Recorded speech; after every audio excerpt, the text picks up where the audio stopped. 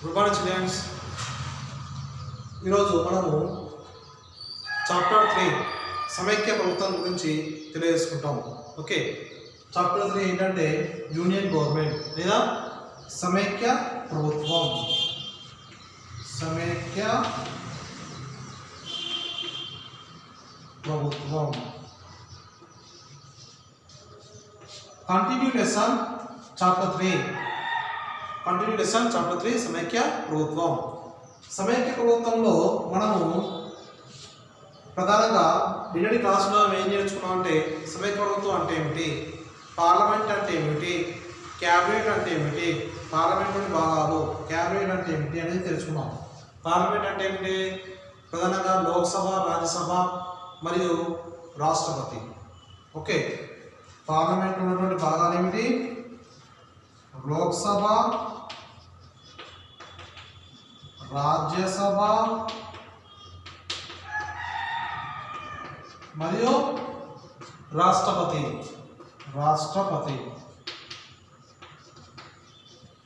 Okay, parliament అంటే లోక్సభ, రాజ్యసభ మరియు రాష్ట్రపతి. ఓకే, వీరు ముగ్గురు అంటే లోక్సభలో ఉన్నటువంటి మెంబర్స్, రాజ్యసభలో ఉన్నటువంటి మెంబర్స్ మరియు లోక్సభ రాజ్యసభతో పాటు రాష్ట్రపతి అతని ముఖ్య అధ్యక్షత వహిస్తాడు ఇందులో పార్లమెంట్లో. రెండవ అంశం ఏంటంటే క్యాబినెట్. క్యాబినెట్ అంటే ఏమిటి? క్యాబినెట్ అంటే ప్రధానమంత్రి మరియు ప్రధానమంత్రి ఎన్నుకోబడిన రాష్ట్రపతి చేత ఎన్నుకోబడిన ప్రధానమంత్రి సూచన మేరకు ప్రధానమంత్రి సూచన మేరకు రాష్ట్రపతిచే ఎన్నుకోబడిన యూనియన్ కేంద్ర మంత్రులు. అంటే కేంద్ర మంత్రులు, యూనియన్ కేంద్ర మంత్రులు, కేంద్ర మంత్రి మండలి ఉన్నటువంటి వారు. ఓకే, ఇది ఏంటి? క్యాబినెట్. క్యాబినెట్లో ఉన్నటువంటి క్యాబినెట్ అంటే ఏంటంటే ప్రధానమంత్రితో పాటు ప్రధానమంత్రి చేత ఎన్నుకోబడిన ప్రధానమంత్రి చే సలహా మేరకు ఎన్నుకోబడినటువంటి రాష్ట్రపతి చేత ఎన్నుకోబడినటువంటి కేంద్ర మంత్రులు మండలి, కేంద్ర మంత్రులు ఏమంటారంటే క్యాబినెట్ పిలుస్తారు. ఓకే, సమైక్య ప్రభుత్వంలో పరిపాలన అనేది అది కేవలము ఒకే ప్రాంతానికి మాత్రమే కాకుండా ప్రజలందరి చేత ఎన్నుకోబడిన వ్యవస్థ. ఓకే, నెక్స్ట్ కాదండి రాష్ట్రపతి అధికారాలు. రాష్ట్రపతి అధికారాలు అంటే ఏంటి? మనం ఇంతకుముందు క్లాసులో నేర్చుకున్నాం. రాష్ట్రపతి అనే వ్యక్తి తాను రాజ్యాంగానికి అధిపతిగా కొనసాగిస్తాడు. దేశానికి జాతీయ నాయకుడు ఎవరంటారు? ప్రధానమంత్రి జాతీయ నాయకుడు పిలుస్తారు, లీడర్ ఆఫ్ ది నేషన్. రాష్ట్రపతి ఏం పిలుస్తారు? రాజ్యాంగ అధినేత.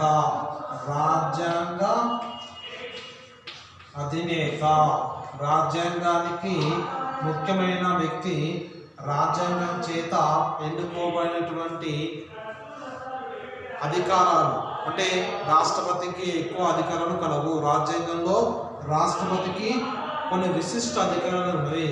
దేశంలో ఎవరికి లేనటువంటి అధికారాలన్నీ కూడా ఒక రాష్ట్రపతి మాత్రమే ఉన్నాయి. అతను ఏమంటారంటే రాజ్యాంగ అధినేతగా పిలుస్తారు.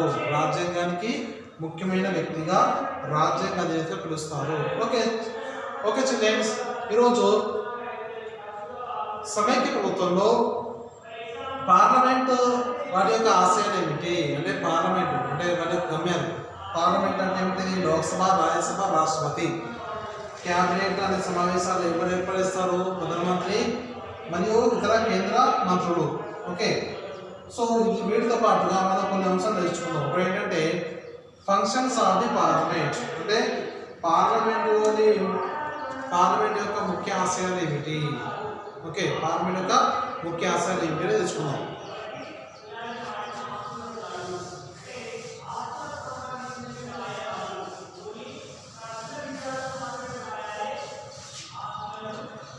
పార్లమెంట్ యొక్క ముఖ్య ఆశయాలు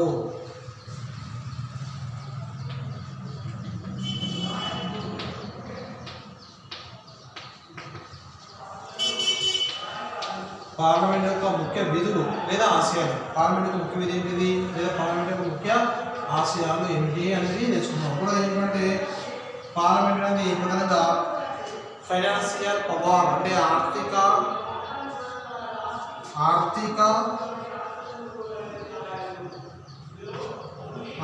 స్థితిగతులను ఏర్పడేస్తుంది. ఆర్థిక శక్తిగాను రాజకీయ శక్తిగాను. తర్వాత రెండవది రాజకీయ స్థితిగతులను రాజకీయ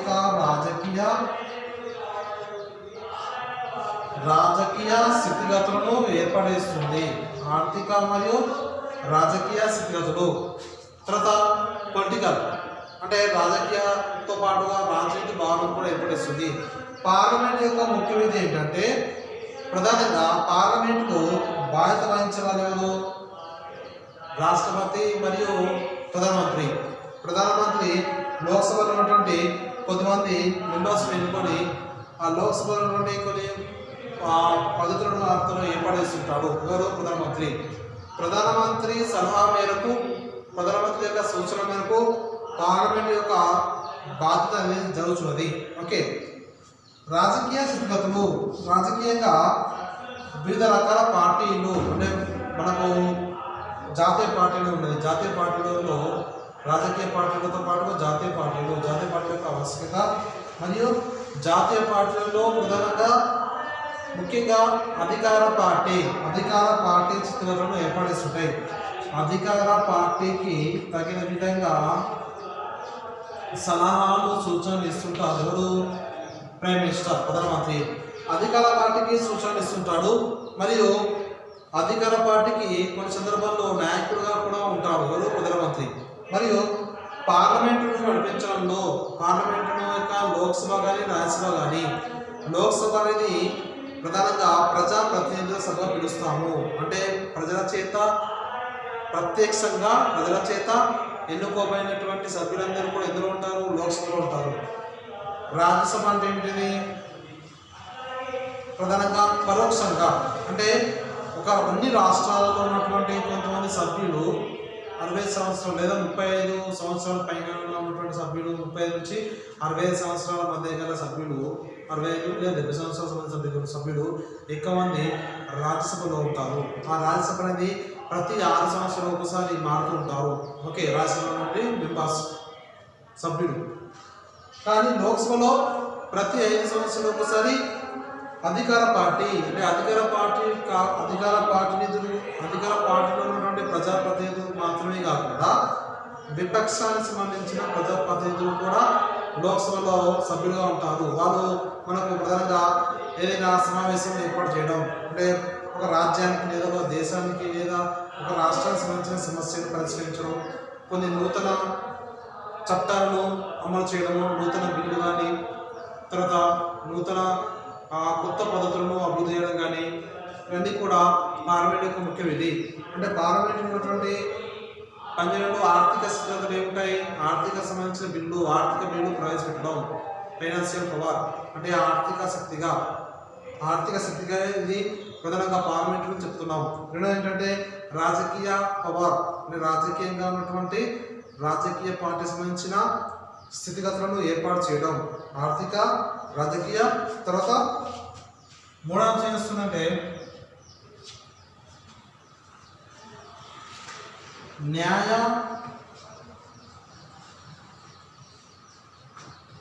స్థితిగతులు అంటే న్యాయానికి సంబంధించిన సామాజిక న్యాయం ఏర్పాటు చేయడం. సామాజిక న్యాయంలో ప్రధానంగా సమాజంలో ప్రతి వ్యక్తి కూడా తాను వ్యక్తిగతంగా న్యాయాన్ని కోరుకుంటాడు. వాళ్ళు ఎవరికైనా జరగకుండా న్యాయానికి సంబంధించిన స్థితిగతులను ఏర్పాటు చేయడము. ఇవేంటంటే ప్రధానంగా పార్లమెంట్ యొక్క విధులు. అంటే పార్లమెంట్లో ఉన్నటువంటి సభ్యుల పదవీకాలం ఎన్ని సంవత్సరాలు? 5 సంవత్సరాలు. ప్రతి 5 సంవత్సరాలు ఒకసారి సభ్యుల యొక్క ఎన్నిక అనేది జరుగుతుంది. 5 సంవత్సరాల్లో ఇతర సభ్యుల యొక్క ఎన్నికలతో పాటుగా ఇతర విధులు కూడా నిర్వహించడం జరుగుతుంది. మరి ఇవి కాకుండా ముఖ్యంగా పార్లమెంట్ ఉన్నటువంటి విధులు ఏమిటంటే సమావేశాలు, సమావేశాలు ఏర్పాటు చేయడము. సమావేశాలు, కౌన్సిల్స్ లేదా కౌన్సిల్స్ ఏర్పాటు చేయుట. సమావేశాలు లేదా కౌన్సిల్స్ ఏర్పాటు చేయడం. సమావేశాలు సమితులు లేదా రకాల పార్లమెంట్ సమావేశాలు, వర్షాకాల సమావేశాలు, శీతాకాల మరియు వేసవికాల విధంగా కాలానుగుణంగా సమావేశాన్ని ఏర్పాటు చేయడము. ఆ సమావేశాల్లో ప్రతి నియోజకవర్గానికి సంబంధించిన రాష్ట్రానికి సంబంధించిన లేదా దేశానికి సంబంధించిన సమస్యలను పరిష్కరించడం, కొన్ని నూతన బిల్లులను ప్రవేశపెట్టడము లేదా బిల్లులో మార్పులు కానీ కొన్ని రకాల ఆర్టికల్స్ను మార్చడం కానీ లేదా నూతన ఆర్టికల్ను ప్రవేశపెట్టడం, రాష్ట్రాలకు సంబంధించిన భౌగోళిక సరిహద్దులను మార్పు చేయడం కానీ లేదా కొత్త రాష్ట్రాల ఏర్పాటు మరియు దాంతోపాటుగా రాష్ట్ర రాజధానులు మార్చడం, ఇవన్నీ కూడా పార్లమెంట్లో మనకు ప్రధానంగా ఇందులో ప్రవేశపెడతారు, లోక్సభలో ప్రవేశపెడతారు. లోక్సభలో బిల్లు ఆమోదం పొందిన తర్వాత 2/3 సభ్యులు 2/3 సభ్యులు ఆ బిల్లు ఆమోదం పొందిన తర్వాత ఆ బిల్లుని ఎక్కడ పంపిస్తారు? రాజ్యసభకు పంపిస్తారు. రాజ్యసభ కూడా ఆమోదం పొందిన తర్వాత దాన్ని రాష్ట్రపతి ఏం చేస్తారంటే గెజిట్ ముద్రతో రాష్ట్రపతి యొక్క సంతకంతో ఆ బిల్లు గెజిట్ ముద్ర సాధిస్తుంది, గెజిట్ ముద్ర పొందుతుంది. గెజిట్ ముద్ర పొందినటువంటి బిల్లు ప్రధానంగా చట్టంగా మారుతుంది. అంటే చట్టంగా మారాలంటే ఇన్ని రకాల కారకాలవి మనకు దోహదపడుతుంటాయి. ఒక బిల్లు చట్టంగా మారాలంటే అనేక రకాల కారకాలు దోహదపడతాయి. ఆ బిల్లు ప్రధానంగా మనకు లోక్సభతో పాటు రాజ్యసభలో ప్రవేశపెట్టిన తర్వాత వాటిని రాష్ట్రపతి యొక్క ఆమోదం లేదా రాష్ట్రపతి యొక్క అంగీకారం పొందిన తర్వాత ఆ బిల్లు అనేది చట్టంగా మారుతుంది. చట్టపరంగా బిల్లు అనేది మారిన తర్వాత దేశవ్యాప్తంగా అది అమలులోకి వస్తుంది. ఈ విధంగా ఏ బిల్లు అంటే ప్రధానంగా ఉద్యోగానికి సంబంధించిన లేకపోతే విద్య వైద్యానికి సంబంధించిన వ్యవసాయ బిల్లు కానీ ఇతర రకాల ఏ బిల్లు చూసుకున్నా ఆ బిల్లు అనేది ప్రధానంగా సమావేశాలు కౌన్సిల్ ఏర్పడేస్తుంటారు. ఓకే, వీటితో పాటుగా ఇతర సమావేశాలు ఏర్పాటు చేయడము, న్యాయ స్థితిగతులను ఏర్పాటు చేయడము, సమావేశాలు కౌన్సిల్స్ని ఏర్పాటు చేయడం, ఇతర మార్పులను ఏర్పాటు చేయడం అనేది కూడా పార్లమెంట్ యొక్క ముఖ్యమైనదిగా తెలుపుతున్నాము. నెక్స్ట్ అంశం ఏంటంటే దీని తర్వాత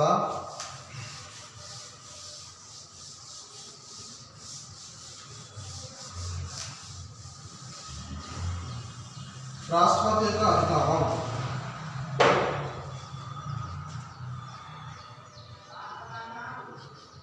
లేదా రాష్ట్రపతి పాలన. రాష్ట్రపతి పాలన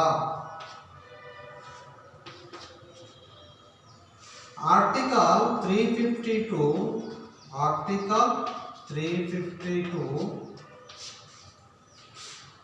360 మరియు రాజ్యాంగంలోని 18వ భాగం దేని తెలియజేస్తుంది? రాష్ట్రపతి పాలన గురించి తెలియజేస్తుంది. ఆర్టికల్ 350 నుంచి 360 మరియు రాజ్యాంగంలో ఉన్నటువంటి 18వ భాగం దేని తెలియజేస్తుంది? రాష్ట్రపతి పాలన గురించి తెలియజేస్తుంది.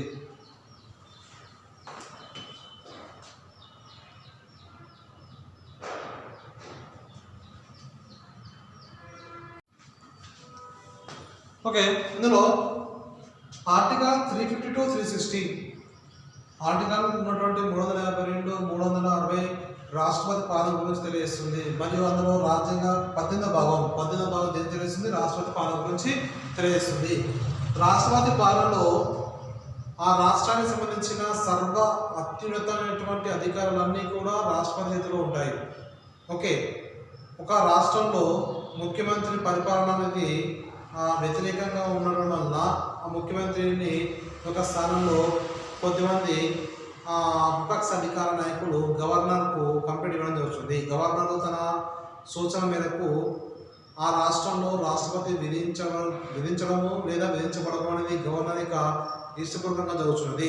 గవర్నర్ రాష్ట్రపతికి ప్రధానంగా రాష్ట్రపతి సలహాలు సూచనలు పాటిస్తూ రాష్ట్రపతికి తాను అధికారం అనేది చెలాయిస్తుంటాడు. ఈ విధంగా రాష్ట్రపతి పాలనలో కూడా న్యాయ అధికారాలు అనేవి పనిచేస్తుంటాయి. న్యాయాధికారాలు, న్యాయస్థానాల సంప్రదింపులు కానీ మరియు అందులో హక్కులు విధులు ప్రాథమిక హక్కులు అనేవి సస్పెండ్గా కావడం జరుగుతుంది.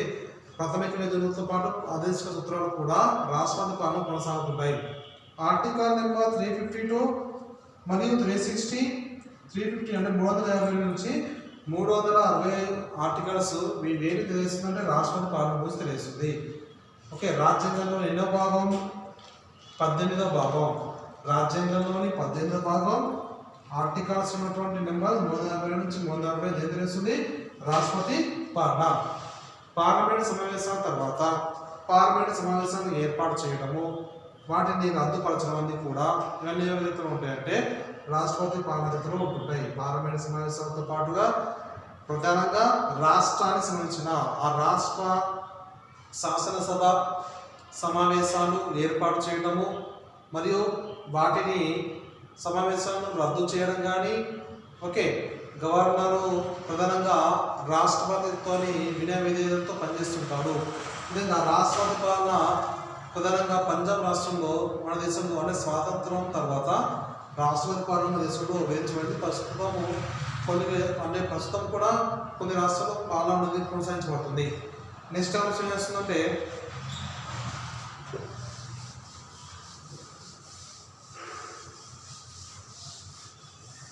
Supreme court.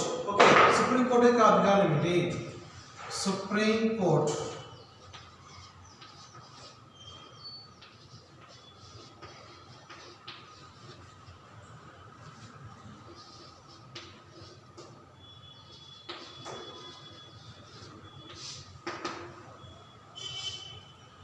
రాజ్యాంగం ప్రకారం సుప్రీంకోర్టుకు అనేక అధికారాలు కలవు.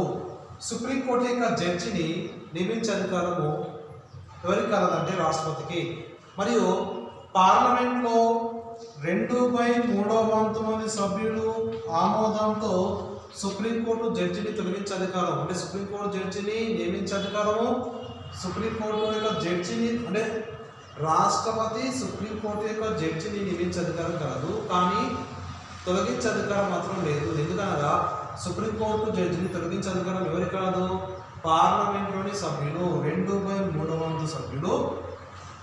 ఓకే, 2/3 మంది సభ్యులు పార్లమెంట్లోని సభ్యులు సుప్రీంకోర్టు యొక్క జడ్జిని తొలగించే అధికారం అనేది కలిగి ఉన్నది. ఓకే, సుప్రీంకోర్టు అనేది భారతదేశ అత్యున్నత న్యాయస్థానంగా కొనసాగించబడుతుంది. భారతదేశ అత్యున్నత న్యాయస్థానం.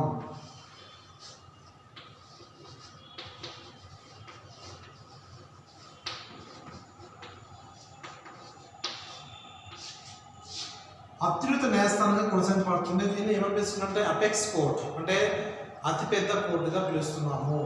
రాష్ట్రాలకు సంబంధించిన రాష్ట్ర హైకోర్టు, హైకోర్టు యొక్క అధినేత అంతా కూడా ఎవరైతే ఉంటుంది? సుప్రీంకోర్టు. ఓకే, సుప్రీంకోర్టు రాష్ట్రాలకు సంబంధించిన అన్ని హైకోర్టు యొక్క అధికారాలు అంటే హైకోర్టు కేసులు అప్పీల్ చేసేటువంటి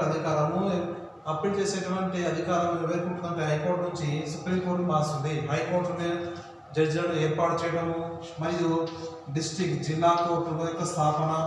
ఓకే, జిల్లా కోర్టు. సుప్రీంకోర్టు అనేది ప్రధానంగా అంటే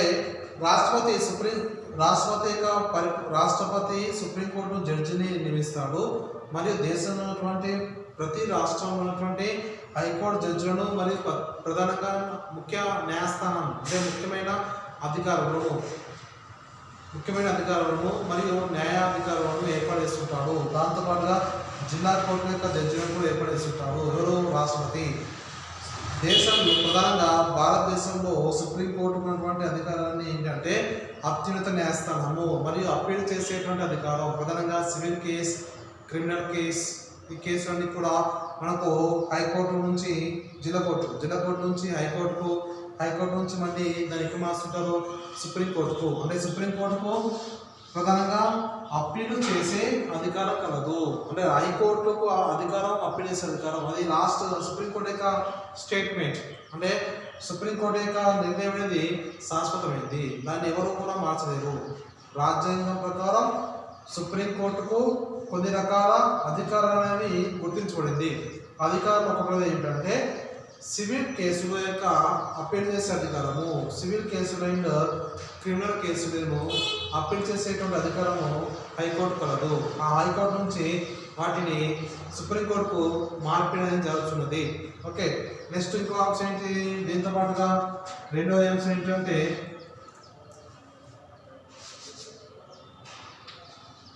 న్యాయ సంస్థానాలు ఏర్పాటు.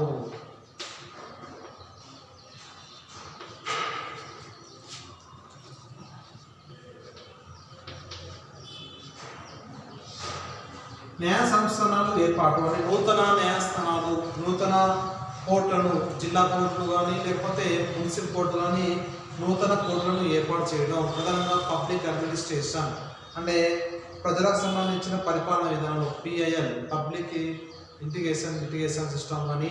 ఓకే ఓకే నెక్స్ట్ వీటితో పాటుగా పబ్లిక్ ఇంటిగ్రేషన్ ఆఫ్ లిమిటేషన్ అంటే కొన్ని రకాల ముఖ్యమైన న్యాయస్థానాల అధికారులను బదలాయించడం కానీ. న్యాయ సంస్థానాలు ప్రధానంగా లోక్ అదాలత్, ప్రధానంగా ఏంటంటే లోక్ అదాలత్.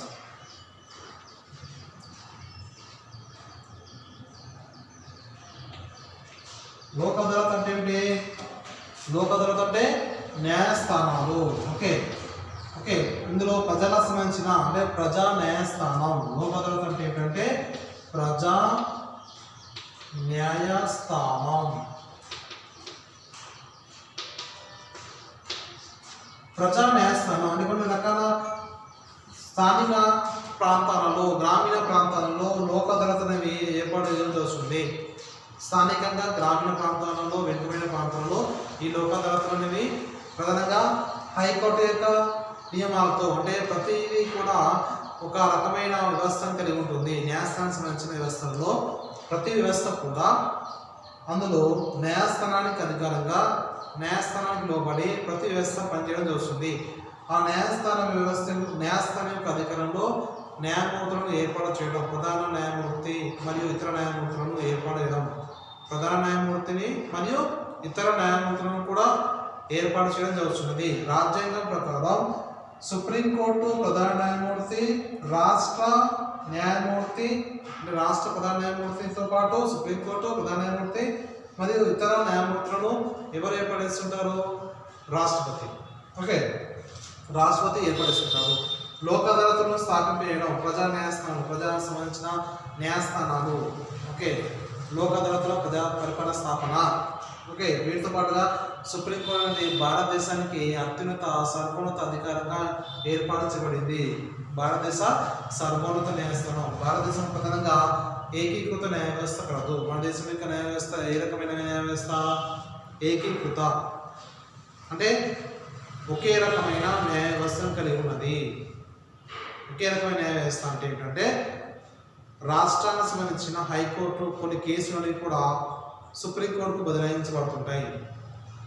ఓకే, ఒక వ్యక్తి తనకు జరిగినటువంటి అన్యాయంను ఎక్కడ సమర్పించుకుంటాడు? డిస్ట్రిక్ట్ కోర్టు అంటే జిల్లా కోర్టుకు అతనికి అన్యాయం జరిగితే అతను హైకోర్టు వెళ్ళడం జరుగుతుంది. హైకోర్టు నుంచి అతను ఎక్కడికి అప్పీల్ చేసి ఉంటాడు? సుప్రీంకోర్టుకు. అంటే అప్పీలు చేసేటువంటి అధికారం కూడా కాదు. సుప్రీంకోర్టు యొక్క అధికారం ఏంటంటే అప్పీలు చేసేటువంటి అధికారం. అప్పీల్ చేయడం, అప్పీల్ చేయడం. అప్పీల్ అంటే ఏంటంటే ప్రధానంగా అతనికి ఒక వ్యక్తికి తనకు జరిగిన అన్యాయంను హైకోర్టు నుంచి అతను హైకోర్టు నుంచి ప్రసారం తీసుకుంటాడు. హైకోర్టు నుంచి సుప్రీంకోర్టుకు అతను వెళ్తాడు, సుప్రీంకోర్టుకు అప్పీల్ చేస్తుంటాడు. ఓకే, సుప్రీంకోర్టు ఇచ్చేటువంటి తీర్పు ప్రధానంగా ప్రభుత్వంతో పాటు ఆ దేశానికి సంబంధించిన ప్రతి వ్యక్తి కూడా దానికి అనుగుణంగా ఉంటాడు. సుప్రీంకోర్టు యొక్క తీర్పు అనేది కీలక తీర్పు. ఓకే, సుప్రీంకోర్టు తీర్పు అనేది కీలక తీర్పు.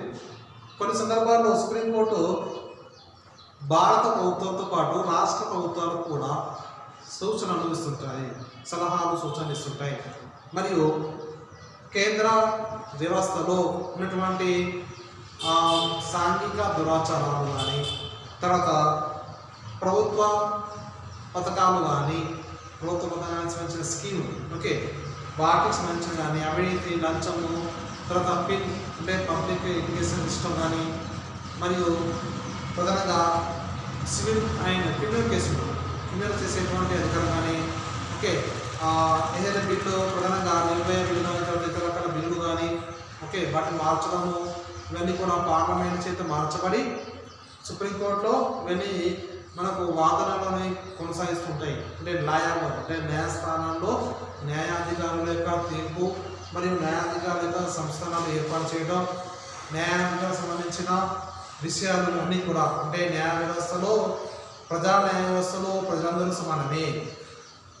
కోర్టు అంటే న్యాయ వ్యవస్థ ఇచ్చేటువంటి తీర్పుని కూడా ప్రజలకు కట్టుబడిగా ఉంటాయి. అంటే ప్రజలు ఖచ్చితంగా అమలు చేయాల్సిన అవసరం ఉంటుంది. ఓకే సుప్రీంకోర్టు యొక్క అత్యున్నత సర్వోన్నత న్యాయస్థానం శాసన నిర్వహణ ఏర్పాటు, అదేవిధంగా కార్యనిర్వాహక సంస్థానం. దీని యొక్క అత్యున్నత అధికారం ఏంటంటే మూడో అంశం వస్తుంది శాసన నిర్వహణ, రెండవది కార్యనిర్వహణ,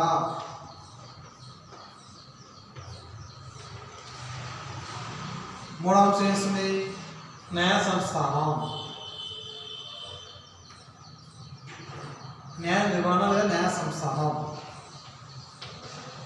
ఓకే శాసన నిర్వహణ సంస్థానాలు ఏర్పాటు చేయడము. సుప్రీంకోర్టు యొక్క ప్రధానంగా ఉన్నటువంటి అధికారులు ఏంటంటే శాసన నిర్వహణ సంస్థానాలు ఏర్పాటు చేయడం, కార్యనిర్వహణ సంస్థానాలు ఏర్పాటు చేయడం మరియు న్యాయ సంస్థానాలు. ప్రతి రాష్ట్రంలో కూడా న్యాయ వ్యవస్థను ఏర్పాటు చేసి ఆ రాష్ట్రానికి సంబంధించిన కేసులు సివిల్ కేసులు కానీ తర్వాత క్రిమినల్ కేసులు కానీ అవన్నీ కూడా ఆ రాష్ట్ర హైకోర్టు లోపలి పనిచేస్తుంటాయి. అని రాష్ట్ర హైకోర్టు యొక్క న్యాయమూర్తులను తొలగించే అధికారం మాత్రం ఎవరుకుంటుందంటే ప్రధానంగా రాష్ట్రపతికి ఉంటుంది, రాష్ట్ర హైకోర్టు సంబంధించిన న్యాయమూర్తులు. కానీ సుప్రీంకోర్టు యొక్క ప్రధాన న్యాయమూర్తులను తొలగించే అధికారము కేవలం పార్లమెంట్లో ఉన్నటువంటి సభ్యులు వాళ్ళ ఆమోదంతో